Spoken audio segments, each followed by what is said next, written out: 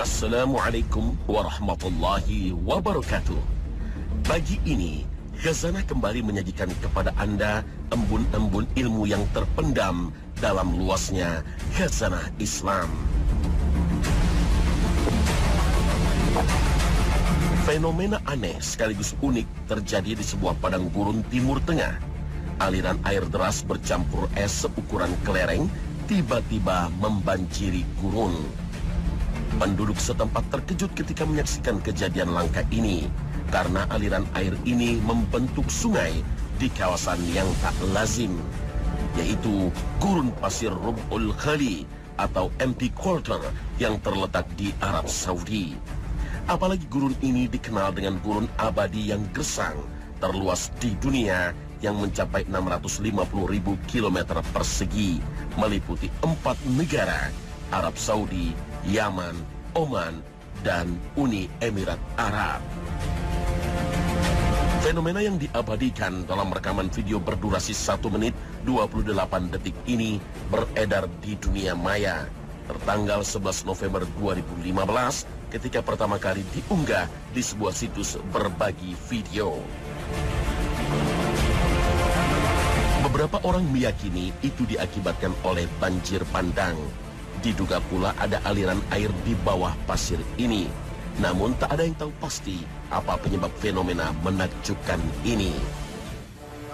Meski belum diketahui pasti keaslian video, fenomena ini membuat siapapun yang menontonnya tercengang.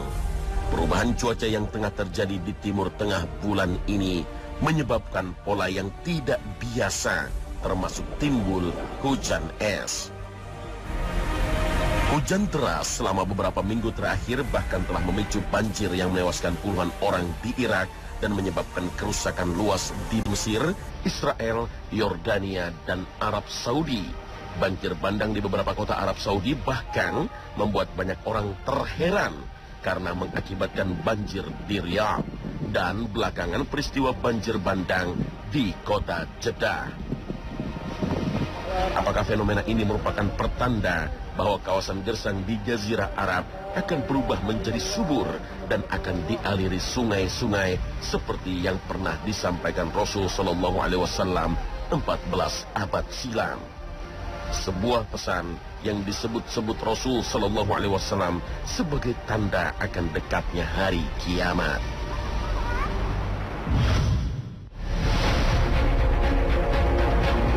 Dalam sebuah hadis yang diriwayatkan oleh Imam Muslim dari Abu Hurairah secara marfu', Rasul Shallallahu Alaihi Wasallam bersabda, tidak akan terjadi hari kiamat sehingga tanah Arab menjadi lahan yang subur dan dialiri sungai-sungai.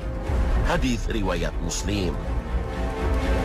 Sebagian ulama mengartikan kata murujan wa anhara dengan subur lagi makmur kembali dengan padang-padang rumput dan sungai-sungai.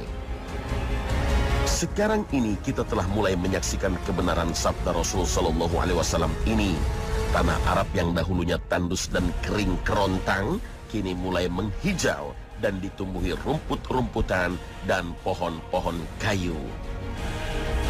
Misalnya padang Arafah di Mekah Al-Mukarramah yang dahulunya hanya dikenal sebagai padang pasir tandus dan tidak ada pohon-pohonan, sekarang telah berubah banyak dikelilingi pohon-pohonan sehingga kelihatan menghijau dan kita dapat berteduh di bawahnya.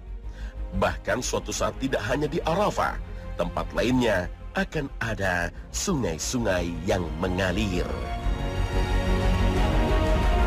Perubahan iklim di kawasan Timur Tengah belakangan ini tampak mengisyaratkan kebenaran hadis Rasul Shallallahu Alaihi Wasallam. Tak hanya curah hujan yang meningkat, bahkan salju mulai turun secara reguler sejak tahun 2009.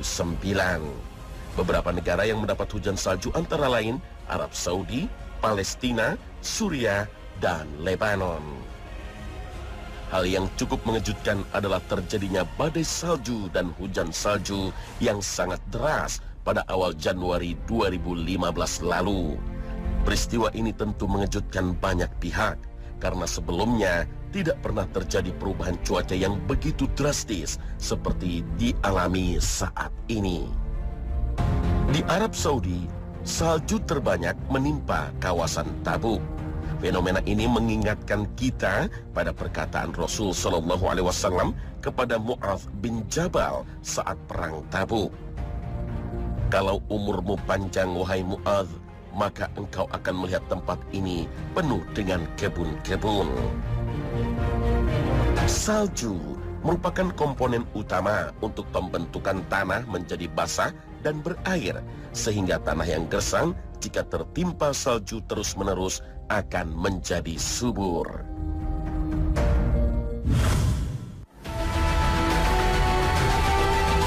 Imam Masjidil Haram, Syekh Su'ud Syurain menyatakan, turunnya salju di Jazirah Arab sebagai komponen utama pembentukan sungai dan tumbuhan membuktikan kebenaran ucapan Rasulullah Sallallahu Alaihi Wasallam. Ucapan yang disampaikan 14 abad silam ini bahkan menegaskan hal penting yang akan terjadi. Rasul Sallallahu Alaihi Wasallam bersabda, hari kiamat baru akan datang setelah negeri Arab kembali menjadi padang yang hijau dengan tumbuhan dan sungai-sungai. Hadis riwayat Muslim.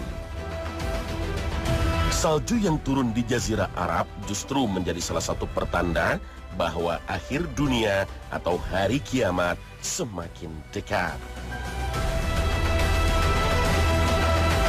Fenomena yang sejalan dengan hadis Rasulullah Sallallahu Alaihi Wasallam ini kemudian diteliti oleh para ilmuwan dari Universitas King Abdul Aziz, Arab Saudi bersama para ilmuwan mancanegara. Salah satunya Profesor Alfred Kroner, seorang ahli geologi terkenal dari Departemen Ilmu Bumi Institut Geoscience Johannes Gutenberg University, Jerman.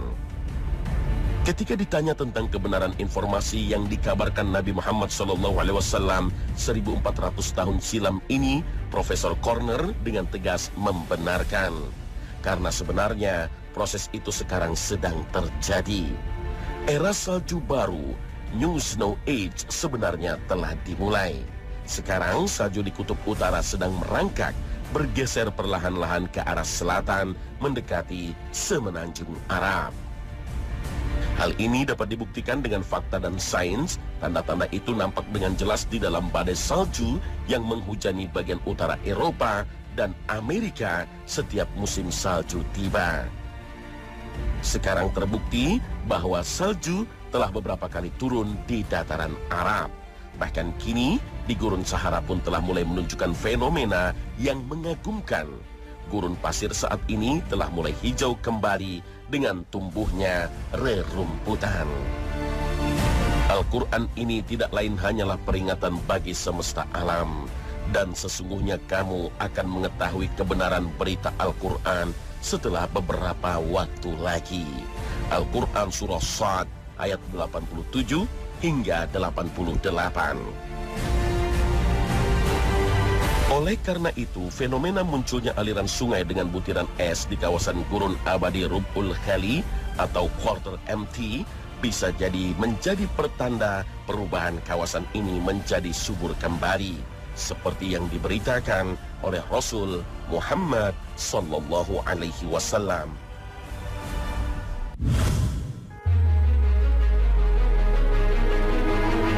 Berdasarkan keterangan Nabi Sallallahu Alaihi Wasallam bahwa Jazirah Arab akan kembali subur, menyiratkan bahwa kawasan Jazirah Arab yang kini tandus dan kering sebenarnya dulu merupakan kawasan subur. Padang pasir Rub al-Khali atau segi 40 inilah faktanya. Dilihat dari sudut manapun, gurun abadi ini memang menakjubkan. Pasir yang menghampar seolah tanpa batas ini seperti kawasan mati. Namun, sejumlah mata air dan kandungan garam ditemukan hingga muncul keyakinan kawasan kosong ini dulunya merupakan kawasan subur. Banyak pepohonan, sungai-sungai, danau, bahkan lautan. Inilah yang kemudian mengingatkan para ahli akan kota Atlantis padang pasir yang hilang. Kota yang hilang inilah kota yang disebut Al-Quran dengan sebutan Iram. Dalam firman Allah Subhanahu wa Ta'ala, Irama Zatil Imad, atau kota Iram yang dipenuhi tiang pancang yang kokoh. Sebuah kota yang dihuni kaum Ad, umat Nabi Hud alaihi salam. Kota ini ditenggelamkan Allah Subhanahu wa Ta'ala ke dalam pasir setelah dihempaskan angin sangat kencang hingga membinasakan kaum 'Ad akibat kekufuran mereka terhadap Nabi Hud alaihi salam. Sejarah mencatat Nabi Hud alaihi salam merupakan nabi pertama dari 4 nabi berbangsa Arab lain, yaitu Nabi Soleh, Nabi Syu'aib, dan Nabi Muhammad sallallahu alaihi wasallam. Nabi Hud diutus Allah Subhanahu wa Ta'ala untuk menyeru kepada bangsanya sendiri, yaitu kaum 'Ad, di kawasan yang disebut Al-Quran dengan nama Al-Ahqaf, yaitu kawasan berpasir antara negeri Oman dan Hadramaut, Yaman Selatan. Di kawasan inilah Allah memberikan anugerah negeri yang subur dengan limpahan rezeki yang banyak. Bahkan Allah memberikan karunia penduduknya dengan tubuh yang kuat. Namun anugerah ini justru membuat kaum ini berlaku sombong. Allah Subhanahu wa Ta'ala berfirman, "Adapun kaum 'Ad, maka mereka menyombongkan diri di muka bumi tanpa alasan yang benar dan berkata, siapakah yang lebih besar kekuatannya dari kami? Dan apakah mereka itu tidak memperhatikan bahwa Allah yang menciptakan mereka adalah lebih besar kekuatannya dari mereka, dan adalah mereka mengingkari tanda-tanda kekuatan kami." Al-Quran Surah Fussilat ayat 15. Selain kuat, kaum 'Ad memiliki tubuh yang tinggi dan besar sehingga sanggup membangun rumah-rumah dan istana yang diukir di batu-batu besar. Kepandaian itulah yang membuat mereka membangun istana-istana megah dengan cara mengukir batu dengan tiang-tiang yang besar dan tinggi. Inilah yang disebut Allah Subhanahu wa Ta'ala dalam Al-Quran saat kaum 'Ad yang diberikan anugerah besar itu justru kufur kepada Allah Subhanahu wa Ta'ala. Apakah kamu mendirikan pada tiap-tiap tanah tinggi bangunan untuk bermain-main, dan kamu membuat benteng-benteng dengan maksud supaya kamu kekal di dunia? Al-Quran Surah Asy-Syu'ara ayat 128 hingga 129. Itulah penduduk sebuah kota, negeri Atlantis padang pasir yang hilang seperti disebut-sebut para ilmuwan, yaitu Iram, kota terhebat dalam sejarah manusia yang disebut Al-Quran dengan kota terhebat yang tidak pernah ada sebelumnya. Allah Subhanahu wa Ta'ala berfirman, "Apakah kamu tidak memperhatikan bagaimana Tuhanmu berbuat terhadap kaum 'Ad, yaitu penduduk Iram yang mempunyai bangunan-bangunan yang tinggi yang belum pernah dibangun suatu kota seperti itu di negeri-negeri lain." Al-Quran Surah Al-Fajr ayat 6 hingga 8. Kota Iram merupakan kota yang banyak disebut dalam kitab suci. Kitab Taurat menyebutnya dengan Hazar Maveth, negeri asal dan tempat tinggal Nabi Hud dan Nabi Soleh alaihimassalam. Sedangkan Al-Quran menyebutnya dengan negeri Al-Ahqaf atau negeri berpasir dan berkerikil. Nama Al-Ahqaf bahkan menjadi nama surat dalam Al-Quran. Azab Allah Subhanahu wa Ta'ala membuat kota Iram hancur dan seluruh kaum 'Ad binasa, kecuali sejumlah orang yang beriman kepada Allah dan patuh kepada Nabi Hud alaihissalam. Bangsa 'Ad yang hancur inilah yang dicatat sejarah sebagai kaum 'Ad pertama. Sejumlah catatan menyebutkan kaum 'Ad inilah penduduk kota Iram yang melegenda sepanjang zaman. Sementara Nabi Hud dan para pengikutnya yang beriman kemudian hijrah ke kawasan Hadramaut, selatan Jazirah Arab hingga wafatnya. Di Hadramaut, Yaman Selatan inilah Nabi Hud dimakamkan. Maka generasi inilah yang dicatat oleh sejarah sebagai generasi kaum 'Ad kedua. Kota Iram telah tenggelam dalam pasir. Kisah ini pun kemudian berkembang menjadi legenda di kawasan Baduy di pedalaman Arabia Selatan. Hingga pada masa Rasulullah SAW, Al-Quran kembali menceritakan kisah pembangkangan kaum 'Ad di kawasan Al-Ahqaf. kawasan yang kemudian populer di kalangan ilmuwan sebagai negeri Atlantis padang pasir. Setelah sekian ribu tahun, akhirnya para peneliti mencoba melakukan penelitian terhadap kemungkinan ditemukannya berbagai peninggalan umat Nabi Hud dan sisa-sisa dari bangsa Ad. Dalam berbagai upaya penelitian itu, akhirnya mulai menemukan tanda-tanda sebagian umat terdahulu ini. Pada tahun 1990, beberapa koran terkemuka di dunia melaporkan temuan salah seorang arkeolog yang bernama Nicholas Clapp. Hasil temuan itu kemudian dipublikasikan di sejumlah media dengan headline yang melaporkan tentang keberadaan kaum Ad ini. Dalam penelitiannya, Nicholas Clapp merujuk pada buku-buku sejarah Arab yang bersumber pada keterangan Al-Quran dan karya peneliti Inggris bernama Bertram Thomas dengan judul Arabia Felix. Dari ayat Al-Quran dan buku karangan Thomas ini, Nicholas Clapp menelusuri jejak sebuah kota kuno di bagian selatan semenanjung Arab, termasuk Yaman dan Oman, bernama Ubar, yang disebut dalam dongeng suku Baduy. Suku Baduy bahkan pernah menemukan jalan-jalan karavan di kawasan gurun tak terbatas ini. Berdasarkan keterangan dan data-data empirik, Clapp mencoba dua jalan untuk membuktikan keberadaan kota Iram di Ubar. Ia menemukan bahwa jalan-jalan yang dikatakan oleh suku Baduy itu benar-benar ada. Ia meminta kepada NASA, Badan Luar Angkasa Nasional Amerika Serikat, untuk menyediakan foto atau citra satelit dari kawasan tersebut. Setelah melalui perjuangan yang panjang, Clapp berhasil membujuk pihak yang berwenang untuk memotret daerah tersebut.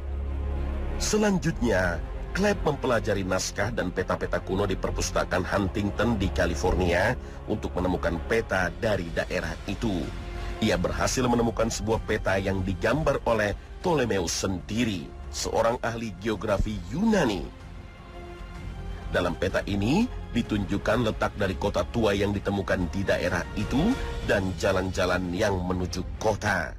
Bahkan hasil foto satelit NASA menunjukkan adanya jejak kafilah yang tidak mungkin dikenali dengan mata telanjang. Setelah membandingkan gambar dari satelit dengan peta tua itu, akhirnya Clapp berkesimpulan bahwa jejak-jejak dalam peta tua itu berhubungan erat dengan foto yang dihasilkan dari pencitraan satelit. Ia berkesimpulan kota tua tempat kaum Ad yang disebutkan Al-Quran dan dongeng suku Baduy itu berada di kawasan gurun Rub al-Khali. Apalagi setelah dilakukan penggalian, kota itu nampak berada di bawah pasir sedalam 12 meter. Yang lebih mengesankan lagi bagi Clapp, sisa-sisa peninggalan kaum Ad ini berupa pilar-pilar bangunan yang tinggi, persis seperti petunjuk Al-Quran Al-Karim.